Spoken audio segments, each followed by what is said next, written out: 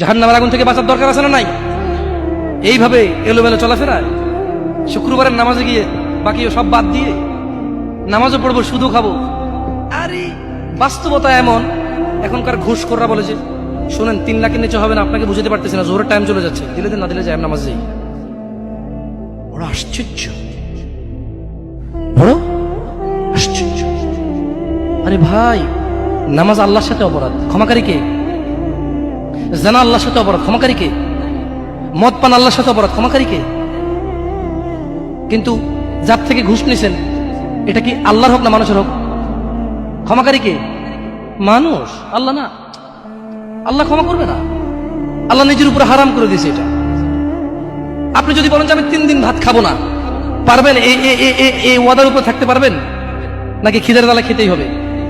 আল্লাহ এতটাই ক্ষমতাবান, তিনি যদি বলেন যে আমি এটা করব না, তিনি এটা না করে থাকতে পারেন। অনেকে বলে যে আল্লাহ চাইলে পুরুষেরটাকে মহিলা বানাইতে পারবে। আমরা বলি যে আল্লাহ চাইলে সবই পারবে, কিন্তু আল্লাহ এখানে বলেছে যে আমি চাইবই না এটা। আর আল্লাহ এত ক্ষমতাবান, আমি এটা করবো না বলে পৃথিবীর কেউ জোর করে ওনাকে করাইতে পারবে না। আমরা কথা বুঝতে পারছেন? এই জন্য মানুষের হক যে নিচ্ছেন আপনারা, আল্লাহ ক্ষমা করবে না। তো প্রশ্ন, আল্লাহ এত ক্ষমতাবান, আল্লাহ ক্ষমার মালিক না আল্লাহ? আল্লাহ এই ক্ষমতাটা তার বান্দাকে ভালোবেসে দিয়ে দিছে। হ্যাঁ বান্দা নে, তোকে দিয়ে দিলাম ইখতিয়ার, আমি আল্লাহ মিথ্যা কথা বলি না। তোর হক যে খাবে, তুই মাফ করলে সে মাফ পাবে, আমি মাফ করবো না।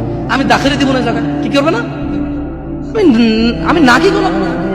লা ইলাহা ইল্লাল্লাহ, সুবহানাহু, তিনি পবিত্র।